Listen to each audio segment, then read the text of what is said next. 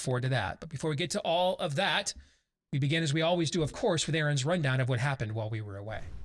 What happened while we were away, brought to you by the globalists. The World Economic Forum's annual confab continued yesterday. We'll begin with Australian E-Safety Commissioner, whatever the heck that is, Julie Inman-Grant, on freedom of speech. We are finding ourselves in a place where we have increasing polarization everywhere, and everything feels binary when it doesn't need to be. So I think we're going to have to think about a recalibration of a whole range of human rights that are playing out online, from freedom of speech to the freedom to, to be free from online violence. Alibaba Group President J. Michael Evans says his company is developing ways to track very specific details about each consumer. Alibaba, by the way, is like the Asian Chinese version of Amazon.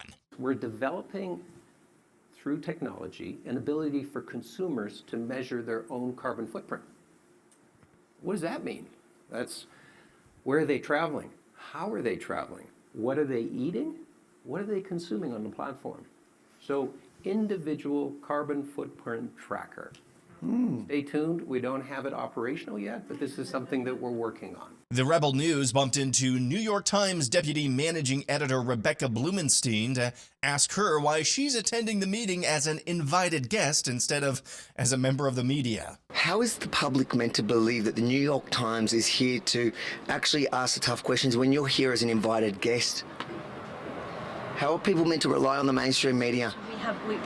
If you wouldn't mind, we're just having to have, just if you could give us, thank you. You don't want to explain to people why we should trust the mainstream media?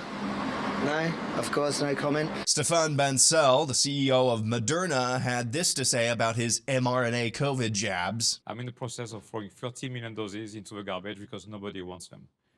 We have a big demand problem. Moving on, Pfizer announced recently it's preparing to begin pushing its COVID jabs for kids under the age of 5. In completely unrelated news, independent journalist Kyle Becker is reporting that all 16 runners who collapsed and the runner who died during the Brooklyn Half Marathon over the weekend said they had received the COVID jab.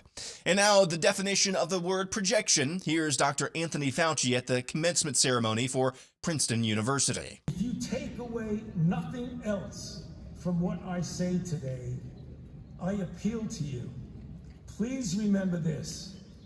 It is our collective responsibility not to shrug our shoulders and sink to a tacit acceptance of the normalization of untruths. Because if we do, lies become dominant and reality is distorted.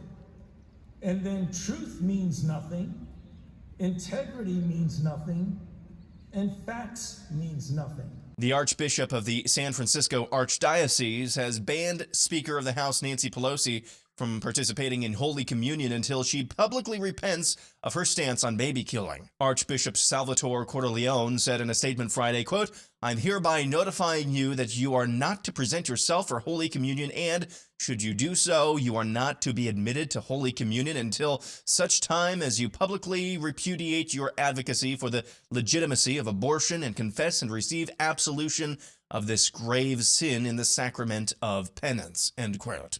Noted Catholic scholar Whoopi Goldberg had some thoughts. This is not your job, dude. That is not up to you to make that decision. Kamala Gook update as the Vice President reminds us once again our children belong to them. When we talk about our children, I know for this group, we all believe that when we talk about the children of the community, they are the children of the community. A hack of police computers in the Xinjiang region of China have reportedly revealed evidence of thousands of Uyghurs being detained in re-education camps, shoot-to-kill orders from police, as well as documented demands from Chinese dictator Xi Jinping to build new re-education camps because the current ones are overcrowded. The hacked documents were posted on the website XinjiangPoliceFiles.com in conjunction with Dr. Adrian Zenz of the Victims of Communism Memorial Foundation. And finally, today is another primary day in 5 states, including Texas and Georgia. The latter state, you may remember, enacted new voting laws last year, which the left called Jim Crow 2.0. Major League Baseball pulled their All-Star game out of Atlanta over the matter. Well, today, election officials across the state are reporting a record-breaking turnout of voters. And that's what happened while we were away.